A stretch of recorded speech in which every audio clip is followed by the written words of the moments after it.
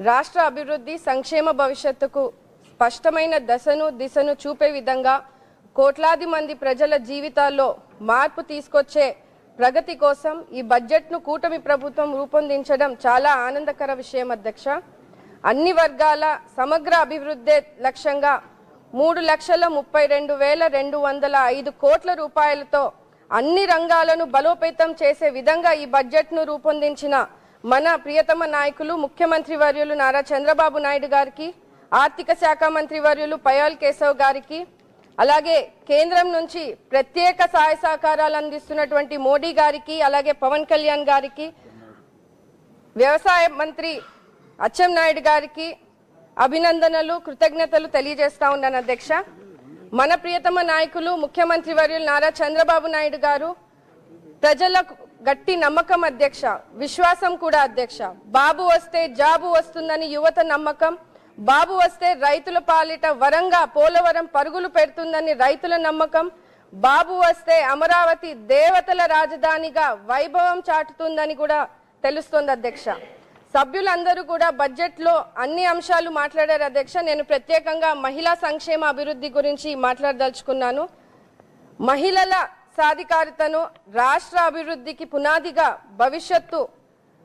భవిష్యత్తును దృష్టిలో భావితరాల భవిష్యత్తును దృష్టిలో భావిస్తూ కూటమి ప్రభుత్వం ఈ బడ్జెట్ లో మహిళలకు ప్రత్యేక ప్రాధాన్యత ఇచ్చింది అధ్యక్ష. మహిళలను సమాజంలో మరింత గౌరవంగా నిలబెట్టేందుకు 2026-27 బడ్జెట్ కేటాయింపులో 4,582 కోట్ల రూపాయలు ప్రత్యేక కార్యక్రమాలకు కేటాయించడం జరిగింది అధ్యక్ష. సూపర్ 6 ద్వారా మహిళల సంక్షేమానికి పెద్ద పీఠం వేస్తూ తల్లికి వందనం పథకానికి 9,668 కోట్ల రూపాయలతో తల్లులకు ఇంట్లో ఎంతమంది పిల్లలు ఉంటే అంతమంది పిల్లలకు డబ్బులు వేసి పిల్లల విద్యకు అండగా నిలుస్తున్నారు అధ్యక్ష. ఇది కేవలం ఆర్థిక సహాయం కాదు, ఇది ప్రతి తల్లికి ఇస్తున్న గౌరవ వందనంగా భావిస్తున్నాం అధ్యక్ష. ఆనాడు మహిళల కన్నీళ్లు తుడవడానికి దీపం పథకం ఇచ్చి ఈ రోజు దీపం 2 పథకం కింద 2,600 కోట్ల రూపాయలు కేటాయిస్తూ ఏడాదికి ఉచితంగా 3 గ్యాస్ సిలిండర్లు ఇచ్చి మహిళలకు వంటింటి కష్టాలను దూరం చేసింది కూడా మన ముఖ్యమంత్రి వర్యులు నారా చంద్రబాబు నాయుడు గారు, కూటమి ప్రభుత్వం అధ్యక్ష. శ్రీశక్తి పథకం కింద మహిళలకు ఉచిత బస్సు ప్రయాణం కోసం 1,420 కోట్ల రూపాయలతో కేటాయించడం జరిగింది అధ్యక్ష. మహిళలకు కేవలం ప్రయాణ సౌకర్యమే కాదు, ఇది స్వేచ్ఛకు ఒక పాస్పోర్ట్ లాగా అధ్యక్ష, ఉపాధికి ఇచ్చినటువంటి మార్గం అధ్యక్ష, ఆత్మవిశ్వాసానికి ఇచ్చినటువంటి రెక్కలని కూడా ఈ సందర్భంగా తెలియజేస్తున్నాను అధ్యక్ష. గత వైసీపీ ప్రభుత్వంలో 2014-19 మధ్యలో మహిళల కోసం మన చంద్రన్న ప్రవేశపెట్టిన పెళ్లి కానుక, తల్లి బిడ్డ ఎక్స్ప్రెస్, చేయుత లాంటి ఎన్నో సంక్షేమ పథకాలను నిలిపివేశారు అధ్యక్ష. ఆర్టీసీ ఛార్జీలు కూడా పెంచి రాష్ట్ర మహిళలను పట్టించుకోకుండా మహిళా సంక్షేమాన్ని గాలికి వదిలేశారు అధ్యక్ష. మన కూటమి ప్రభుత్వంలో మహిళలకు సామాజిక, ఆర్థికంగా, ఆరోగ్య పరంగా అలాగే రాజకీయ భద్రతకు కలిగిస్తూ ఈ 4 స్తంభాలపై మహిళా సాధికారతకు నిర్మించడం రాష్ట్ర మహిళల తరఫున మన ముఖ్యమంత్రి వర్యులకు ధన్యవాదాలు తెలియజేస్తున్నాను అధ్యక్ష. అంతేకాదు అధ్యక్ష, డ్వాక్రా మహిళలకు వడ్డీ లేని రుణాలు, ముఖ్యంగా SC/ST మహిళలకు అత్యధిక రుణాల సౌకర్యాలు, గ్రామీణ ప్రాంతాల్లో మహిళా మరియు శిశు సంక్షేమానికి కీలకమైన అంగన్వాడీ వ్యవస్థలో గర్భిణీ స్త్రీల సంరక్షణ, పోషక ఆహారం, శిశు ఆరోగ్య సేవల బలోపేతం చేసే విధంగా ఈ బడ్జెట్ ఉందని కూడా సందర్భంగా తెలియజేస్తున్నాను అధ్యక్ష. మహిళలు ఉపాధి కోసం ఎదురు చూసే స్థితి నుంచి ఉపాధి కలిగించే స్థాయికి తీసుకెళ్లడమే ముఖ్యమంత్రి గారి లక్ష్యమని కూడా ఈ సందర్భంగా తెలియజేస్తున్నాను అధ్యక్ష.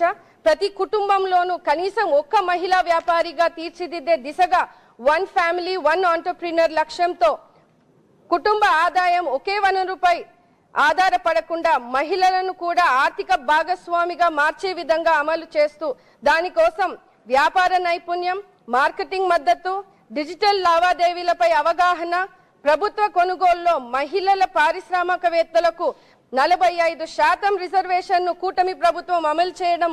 అంతేకాకుండా అధ్యక్ష, మహిళలు చిన్న స్థాయి వ్యాపార వద్దనే కాకుండా మధ్య తరహా పెద్ద స్థాయి పారిశ్రామికవేత్తలుగా ఎదగాలనే అవకాశాలు కల్పిస్తున్నారు అధ్యక్ష. దీనికోసం ప్రత్యేక శిక్షణ కార్యక్రమాలు కూడా మన కూటమి ప్రభుత్వం నిర్వహించడం జరుగుతుంది అధ్యక్ష.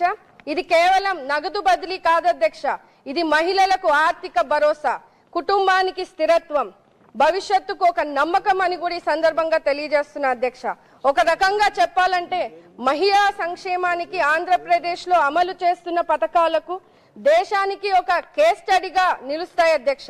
ఈ బడ్జెట్ మహిళలను కేవలం లబ్ధిదారులుగా కాకుండా రాష్ట్ర అభివృద్ధికి భాగస్వామిగా గుర్తించిన ఈ బడ్జెట్ గా భావిస్తున్నాం అధ్యక్ష.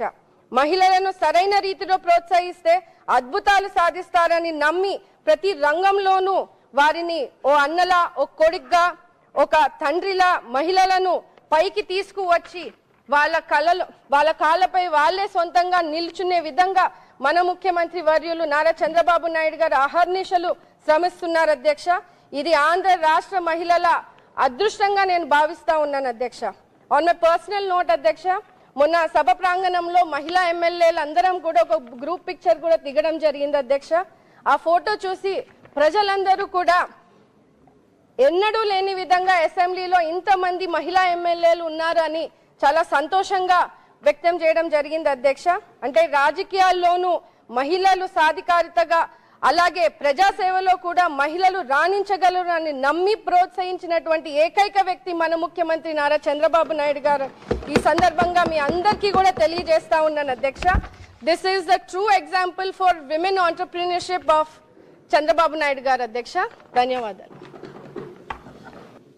ఈరోజు చాలామంది, ఎందుకంటే ఎక్కువ పేర్లు ఇచ్చారు చీఫ్ విప్ గారు, 10 మందికి అవకాశం వచ్చింది. రేపు కూడా బడ్జెట్ మీద చర్చ ఉంటుంది. ఈరోజు సమయం రాని వాళ్ళు కొంతమంది నా వంక సీరియస్గా చూశారు, కానీ ఏమీ చేయలేని నా ఆసక్తిని మన్నించాలి. రేపు వీరందరికీ ఫస్ట్ ప్రయారిటీలో అవకాశం ఇవ్వటం జరుగుతుంది.